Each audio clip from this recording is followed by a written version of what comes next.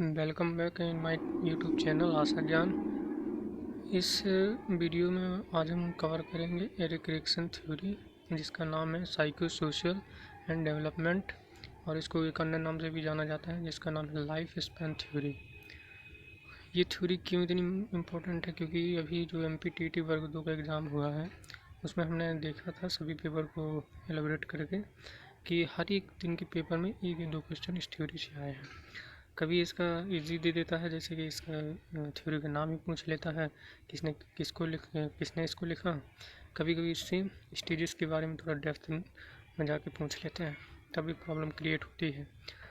तो इस वीडियो के माध्यम से हम पूरा इसको एनालिसिस करेंगे और इसमें जो महत्वपूर्ण हिंट हैं, फैक्ट हैं, उनको हाईलाइटेड किया गया है, तो आप इसको नोट कर लीजिएगा। तो वीडियो स्टार्ट करने से पहले आप लोगों से एक रिक्वेस्ट है कि ये हमारा नया चैनल है, प्लीज़ इसको लाइक, सब्सक्राइब और अपने दोस्तों को शेयर करिए। तो स्टार्ट करते हैं हम इस थ्योरी को। तो जैसा कि इनका नाम है एरिक एरिक्सन, इनका टाइम पीरियड माना जाता है 1902 से 1994 के बीच में। ये एक जर्मन मनोवैज्ञानिक थे। इनकी पुस्तक का नाम था चाइल्डहुड एंड सोसाइटी। क्या नाम था इसका? Childhood and society. और इनको जो मुख्य पहचान मिली, ये हालांकि जो आपके फ्राइड थे, फ्राइड के फॉलोअर्स थे, तो फ्राइड की जो थ्योरी थी साइको एनालिसिस, उसको इन्होंने आगे प्रोसीड किया था। तो जो इनको जो मुख्य रूप से पहचान मिली थी वो थी ईगो साइकोलॉजिस्ट। ठीक है, ये पुस्तक थी चाइल्डहुड एंड सोसाइटी, इसको प्लीज़ अच्छे से नोट कर लीजिएगा, बहुत एग्जाम में पूछी गई है। अब जो इसकी स्टेजेस हैं, टोटल स्टेजेस इसमें है 8। तो इन्हें 8 स्टेजेस के लिए हमने एक ट्रिक जनरेट की है, मतलब 8 नहीं है, अब जो इम्पोर्टेंट है 5 स्टेजेस, उनकी 4 स्टेजेस के लिए हमने एक ट्रिक जनरेट की है। इसका नाम है ट्रक, ऑटो इन इंडस्ट्री। तो आप इसको हर एक स्टेज में जो एक सामाजिक गुण उत्पन्न होता है, सामाजिक विशेषता होती है, उसको आप पहले अच्छे से इसको कोडेड कर सकते हैं। ठीक है, तो ट्रक, ऑटो इन इंडस्ट्री, इसकी जो 5 स्टेजेस हैं एरिक एरिक्सन की जो दी हैं इन्होंने अपनी थ्योरी में, वो 5 इंपॉर्टेंट हैं। बाकी 3 तो उतनी इम्पोर्टेंट नहीं है एग्ज़ाम के थ्रू, एग्ज़ाम के पर्सपेक्टिव से। यदि आप लोगों को मतलब पढ़ना इंटरेस्ट हो तो आप बताइए, तो कमेंट करके तो हम उसको ज़रूर कवर कर देंगे, लेकिन इस वीडियो के माध्यम से ओनली 5 को ही कवर कर रहे हैं। तो फर्स्ट स्टेज है जो कि इसका इन्फेंसी का क्या है आपका? Trust versus mistrust. तो ये आपका जन्म से लेकर 1 साल के बीच की रहती है। देखिए ट्रक से इसको आप कोडेड कर सकते हैं, ट्रस्ट वर्सेस मिसट्रस्ट। तो ठीक है, सेकंड है आपका अर्ली चाइल्डहुड, जो आपका 2 से 3 वर्ष के बीच में रहती है। इसका क्या है? ऑटोनॉमी वर्सेस इस सैम एंड डाउट, तो इसको ऑटो से आप कोडेड कर सकते हैं, डिकोड। ठीक है, और नेक्स्ट आपका pre school age. Pre school age आपकी जो होती है वो 4 से 6 साल के बीच में रहती है। ठीक है, तो इसको अब इनिशिएटिव वर्सेस गिल्ट। ठीक है, तो इसका IN से इनसे आप इनिशिएटिव को डिकोड कर सकते हैं। और देन है आपका इंडस्ट्री, तो स्कूल एज, ये आपका इंडस्ट्री जो रहता है, इंडस्ट्री वर्सेस इन्फेरिटी, ये 6 से लेकर 11-12 साल तक रहती है। ठीक है, तो इसमें आप क्या कर सकते हैं, इंडस्ट्री से ले सकते हैं। और लास्ट आपका एडोलेसेंस। ठीक है, इन आइडेंटिटी वर्सेस रोल कन्फ्यूजन, इसमें बच्चा को कन्फ्यूजन रहता है कि हम अपना एक आइडेंटिटी बनाए समाज में। तो आप इसको नॉर्मली याद कर सकते हैं, 4 आप रख लीजिए, बाकी ये तो आपको ऑटोमेटिक, यदि 4 नहीं मिले तो आपको ये टिक कर देना। ठीक है, तो अब हम एक एक को करके समझते हैं और भी देखिए इसमें, जैसे यंग एडल्टहुड है, मिडल एडल्टहुड है, आपका मैच्योरिटी है। तो ये इतनी इम्पोर्टेंट नहीं है, लेकिन आप इसको पढ़ना हो तो आपको बताइए कमेंट में, तो हम इसको भी कवर कर देंगे। लेकिन एग्ज़ाम के पॉइंट से हम ये 5 हमको ज़्यादा अच्छे से कवर करनी है। ठीक है, तो अब इसकी 8 स्टेजेस हम देखते हैं एक एक करके। जैसे कि पहला आपका शैशवास्तव, तो इसकी क्या ये सामाजिक गुण उत्पन्न होना, विश्वास बनाम अविश्वास। ठीक है, ट्रस्ट वर्सेस मिसट्रस्ट, तो इसके लिए क्या ट्रिक थी? ट्रक। ओके, तो ये आपका स्टार्ट होता है बर्थ टू 1 ईयर। ये जो फ्राइड की थ्योरी इसमें आती है, तो ये आती होंगी ओरल स्टेज। ठीक है, तो इसमें क्या होता है कि विश्वास बनाम अविश्वास। हाँ, तो इसमें विश्वास क्या होता है? विश्वास ये ऐसा होता है कि इसमें मैटरनल देख रेख, मतलब मैटरनल केयर होता है माता पिता का, उससे बच्चे की तो वाकई मतलब बच्चे का विकास के बारे में मेन फोकस किया गया है कि यदि माता पिता बच्चे की अच्छे से देखभाल करते हैं तो बच्चे के अंदर एक ट्रस्ट उत्पन्न होता है, और यदि माता पिता अच्छे से देखभाल नहीं करते तो बच्चे के अंदर एक अविश्वास पैदा होता है। ठीक है, जैसे कि एग्जाम्पल देख सकते हैं कि माँ अपने बच्चे को यदि गोद में लेती है तो बच्चा विश्वास दिखाता है। यदि माँ उसी बच्चे को किसी दूसरे के प्रति किसी दूसरी महिला को पकड़ा देती है तो क्या होता है, उसके अंदर अविश्वास उत्पन्न होता है। ठीक है, तो आप देखिए इसमें एक चीज़ है कि यदि इन दोनों परिस्थितियों में बच्चा संतुलन स्थापित कर लेता है, ट्रस्ट वर्सेस मिसट्रस्ट का, तो बच्चे के अंदर एक साइको सोशल स्ट्रेंथ उत्पन्न होती है, जिसे बोला गया है होप। इसे क्या बोला गया है? होप, आशा। ठीक है, तो ये इसको नोट कर लीजिएगा कि जो साइको सोशल स्ट्रेंथ वो किस स्टेज में उत्पन्न होती है, तो इन्फेंसी स्टेज पे। ठीक है, अब हम मूव करते हैं नेक्स्ट। तो नेक्स्ट है आपका प्रारंभिक बाल्यावस्था, स्वतंत्र बनाम लज्जा। तो ये आपकी स्टार्ट होती है अर्ली चाइल्डहुड। ठीक है, तो इसका क्या है, एक स्वतंत्र बनाम लज्जा है, अर्थात ऑटोनॉमी वर्सेस शैम। तो जो हमने ऑटो आपको दिया था एक ट्रिक के थ्रू, तो ये इसमें आप डिकोड कर सकते हैं। ठीक है, ये आपका कब से कब रहता है, तो 2 साल से 3 साल के बीच में। इसका जो मुख्य बिंदु है वो क्या है कि पहली स्टेज में समन्वय स्थापित करने के बाद आप लोगों को एक चीज़ बहुत अच्छे से ध्यान देना पड़ेगा, वो ये है कि इरेक्शन जो कि बोलते हैं कि बच्चा एक सीक्वेंस के अकॉर्डिंग चलता है, उनकी स्टेजेस में, मतलब एक कंप्लीट करेगा तभी वो दूसरे में जाएगा। ठीक है, तो एक का अच्छे से संतुलन स्थापित करना बहुत ज़रूरी है। तो बच्चा जब पहली स्टेज में समन्वय स्थापित कर लेगा तो उसके बाद वह बच्चे में क्या उत्पन्न होगा, ऑटोनॉमी, मतलब स्वतंत्रता का गुण उत्पन्न होगा। ठीक है, और वह हर काम स्वतंत्रपूर्वक करना चाहता है। यदि उसे यह बोला जाता है कि तू छोटा है, तेरे से नहीं होगा, तो इन परिस्थितियों बच्चे में क्या आता है, लज्जाशीलता अर्थात शैम उत्पन्न होता है। ठीक है, और इन परिस्थितियों में यदि बच्चा दोनों में संतुलन स्थापित कर लेता है तो बच्चे के अंदर कौन सा साइको सोशल स्ट्रेंथ उत्पन्न होता है, वह विल पावर, इसको बोला गया है इच्छा शक्ति।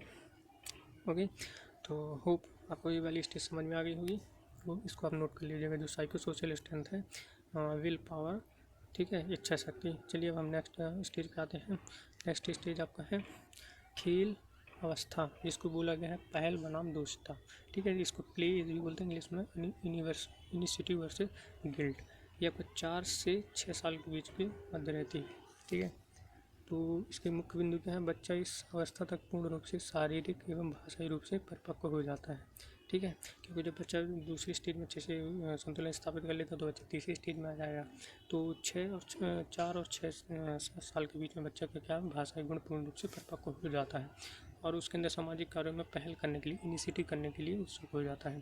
परंतु यदि माँ बाप के द्वारा बच्चे को बार बार रोके टोके जाने से, मतलब कि तुम इस चीज़ में मत वर्क करो, ये चीज़ ठीक नहीं है, अपने साथियों के साथ मत खेलो, तो बच्चे के अंदर बार बार टोके जाने से उसके अंदर एक गिल्ट उत्पन्न हो जाता है। ठीक है, बार बार बच्चों में माता पिता आरोप लगाते हैं कि तेरे से ऐसा हुआ, तेरे से वैसा हुआ, तो बच्चे के अंदर एक गिल्ट हो जाता है। ठीक है, और यदि दोनों में क्या कर लेता है, वो संतुलन स्थापित कर लेता है, तो उसके अंदर एक साइको सोशल स्ट्रेंथ उत्पन्न होती है, जिसको बोलता है पर्पस या उद्देश्य। ठीक है, तो आप इसको अच्छे से नोट कर लीजिएगा।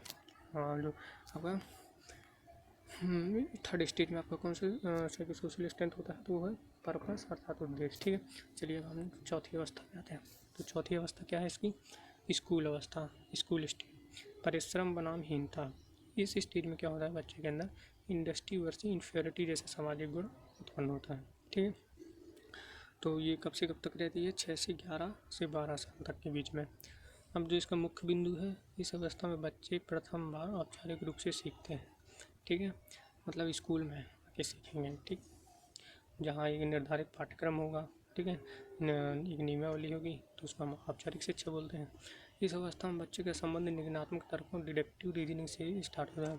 पियाजे की थ्योरी में आपने पढ़ा होगा कि जो होगा कंक्रीट स्टेजेस है वो भी समथिंग इसी के बीच में ही स्टार्ट होती है। तो बच्चे के अंदर क्या होता है, डिडक्टिव रीजनिंग का गुण एवं सेल्फ डिसिप्लिन तथा अनुमोदित नियमों के अनुरूप अपना संबंध साथियों के साथ बनाए रखने की क्षमता से अधिक होता है, जिससे उनमें परिश्रम इंडस्ट्री का गुण उत्पन्न होता है। बच्चा खुद करेगा तो उससे उसके अंदर परिश्रम का गुण उत्पन्न होगा। यदि बच्चों साथियों के साथ या कौशलों को अर्जित करने में उसमें जाति, धर्म, लिंग आदि के आधार पर रोका जाता है कि तुम तो इस कास्ट के हो, तुमसे नहीं हो पाएगा, तो इसके रोका जाता है, तो बच्चे के अंदर एक इन्फीरियरिटी, हीनता का कायम हो जाती है। ठीक है, तो लोग क्या करना चाहिए कि बच्चे के अंदर ऐसा नहीं रोकना चाहिए। ठीक है, जिसके अंदर उसके अंदर क्या ना हो, इन्फिनिटी कायम ना हो। ओके, तो इसके दोनों में यदि बच्चा संतुलन स्थापित कर लेता है तो बच्चे के अंदर कौन सा गुण, सामाजिक गुण जो उत्पन्न होता है, स्ट्रेंथ उत्पन्न होता है, तो कौन सी है वो कॉम्पिटेंसी, ठीक है, सामर्थ्य। तो आपको होप ये वाली स्टेज आपको समझ में आ गई होगी। चलिए हम नेक्स्ट स्टेज पे आते हैं, जो है किशोरावस्था। इसको आप बहुत अच्छे से थोड़ा समझ लीजिए, ठीक है। इसका जो है अहम पहचान बनाम भूमिका संभ्रांति, adolescence, ego identity versus role confusion, जो आपकी 12 से 19 से 20 साल तक चलती है, ठीक है।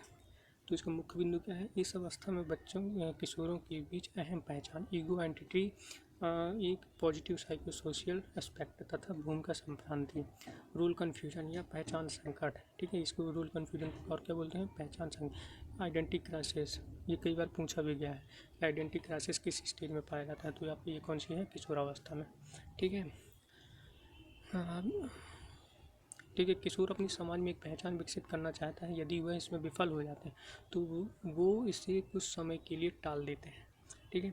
यदि बच्चा समाज में अपनी आइडेंटिटी स्थापित नहीं कर पाता है तो बच्चे इसको क्या करता है, इसको कुछ समय के लिए टाल देते हैं जब वो विफल हो जाते हैं।